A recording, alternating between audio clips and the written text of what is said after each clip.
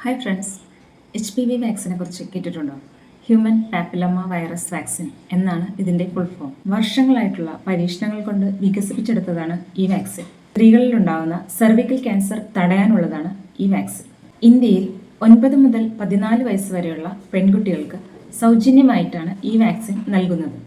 ഇന്ത്യയിൽ സ്ത്രീകളിൽ ഏറ്റവും കൂടുതലായി ഉണ്ടാകുന്ന ക്യാൻസറുകളിൽ രണ്ടാമത്തേതാണ് സെർവിക്കൽ ക്യാൻസർ.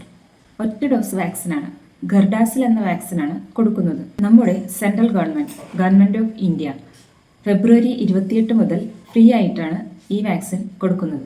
നമ്മുടെ ഏറ്റവും അടുത്തുള്ള ഗവൺമെൻറ് ഹോസ്പിറ്റൽ, ഹെൽത്ത് സെൻറ്റർ, ഇവിടെ പോയി എല്ലാവരും ഒന്ന് അന്വേഷിക്കുക.